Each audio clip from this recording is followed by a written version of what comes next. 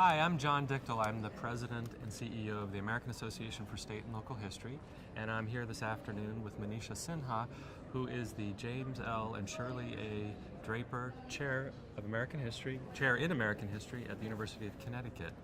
And Manisha, as a scholar of transatlantic movements, a scholar of the early history of freedom and slavery in this country, I thought you might have some thoughts on the 250th anniversary of the country coming up in a few years, and what that means for the American public. Like, what lessons could they draw from the 250th anniversary?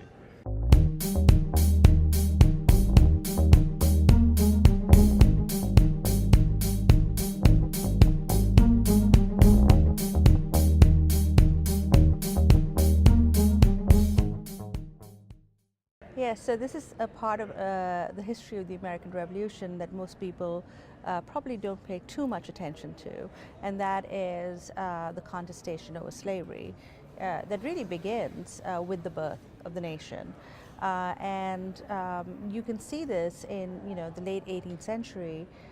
You have African Americans, of course, but also their white abolitionist allies who are raising this question and who are saying that this is the most opportune time for the nation to act against slavery because it's the birth of a new country and its new fundamental law is being written. So abolitionists are agitating at this time for slavery to be, abolished in the new country.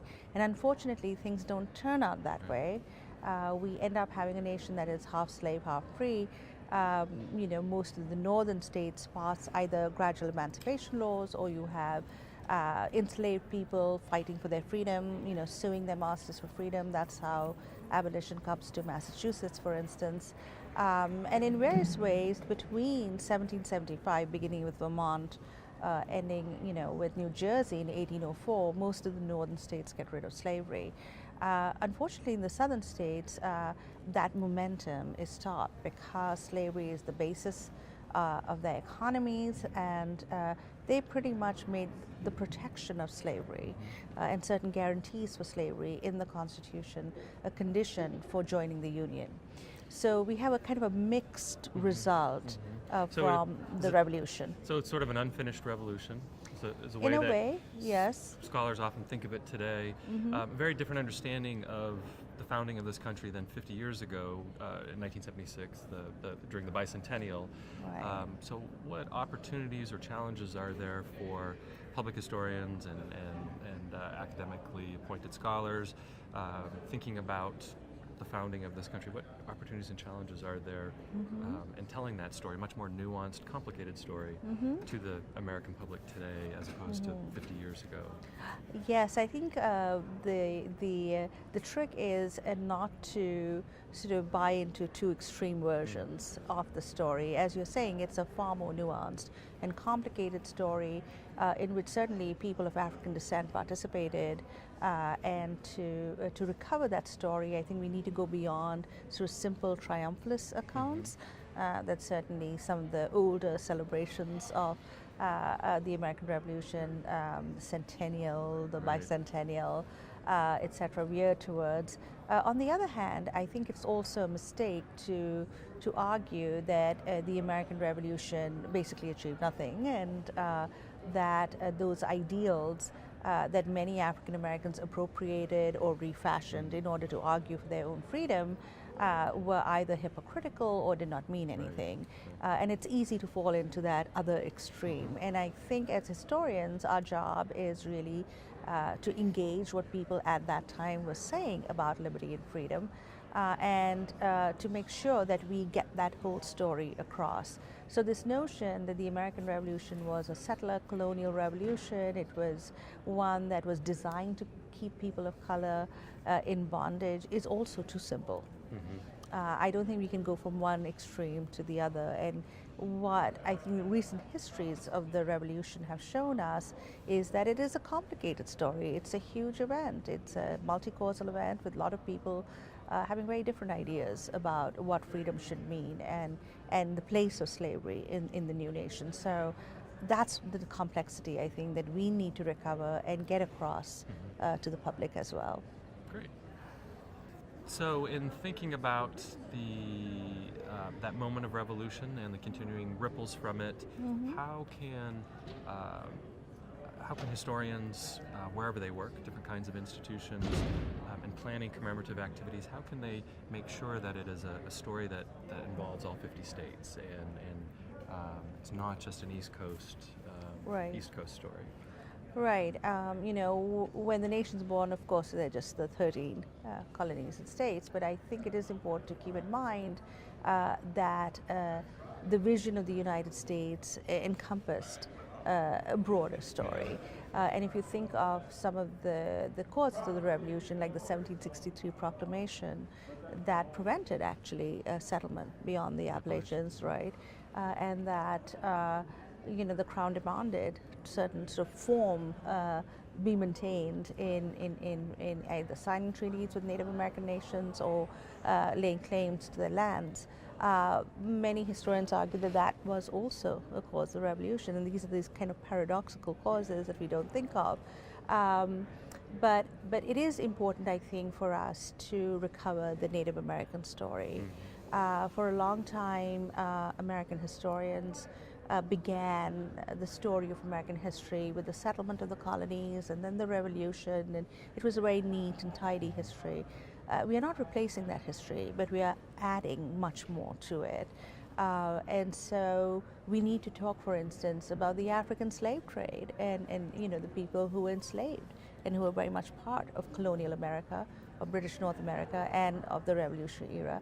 We need to talk about Native American nations and their relationships, the dispossession that starts exactly at this point, and the ongoing dispossession of Native American nations, challenges to their sovereignty. That is an issue that is not resolved right up to the 20th century. So, but it's a theme that we can pick up right at the American Revolution. And I think that it is important to have that wider cast of characters. Yeah. So that wider cast of characters and those several themes you just laid out are great ways to make it a much more inclusive story. Are there challenges there, though, in how most Americans understand the early history of the country as a simpler narrative? How do we get beyond? How do we push people beyond that simpler, easier to accept narrative, celebratory? Right. I think the first place to begin, excuse me, is to actually mention that the land that is being settled on has people, indigenous societies living there, and the relationship and the complex relationships that unfold between these different colonies and the Native American nations surrounding them. And again, that it may not be just simply a story of conquest and genocide and in the ways people. We need to recover the rich Native American histories that Native American history scholars are doing right now. Which look sometimes at intimacy and relationships between different Native American nations, warfare amongst themselves, traditions of captivity within Native American nations that are different than traditions of enslavement in colonial society. And again, we need that complexity, because the moment we start boiling things down to very kind of simple slogans, I think we turn people off. And I think there's a public appetite for this. We somehow feel that we need to simplify or dumb down our stories for the broader public, but I think that does a disservice to the history and leads to a lot of misunderstandings. So it is important for us to convey the complexity of our scholarship, whether it involves Native American nations, relationships between Native American nations and European settler colonies, and then the eventual dispossession of these nations. We need to recover that story, because that is a part of American history. Absolutely. So, thinking about some of the recent national commemorations, World War I is underway right now. 150th anniversary of the Civil War a few years ago, and then going all the way back to the bicentennial 50 years ago. Are there lessons that you as a scholar, and thinking about historians practicing wherever they practice their work, that we can, what lessons should we be drawing from the commemoration of those major anniversaries? That's a great question, because I'm actually a Civil War historian, so I wrote and spoke a lot about the 150th anniversary of the war and emancipation, and now we are at the period immediately after the Civil War, Reconstruction, which is also a lot more complex.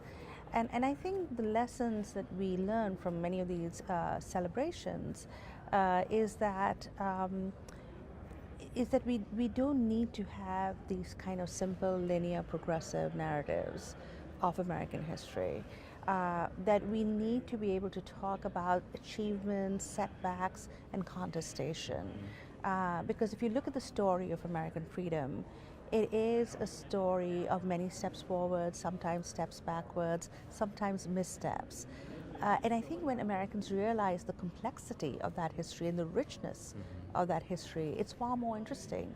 So for instance, with the commemoration of the Civil War, I found myself talking about not just African Americans who acted on their freedom, voted for their freedom, either by escaping slavery or fleeing to Union Army lines during the Civil War, but I also talked about abolitionists who had agitated for this. I also talked about congressmen who moved towards emancipation, and then Lincoln himself, who moves from the non-extension of slavery to abolition to black rights by the end of his life. So again, not simple stories, but complex stories that make us appreciate people even more.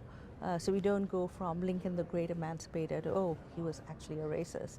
And neither is the accurate picture. And I think that's the story of the American Revolution that I'd like to tell. One of my favorite vignettes actually is on the death of George Washington.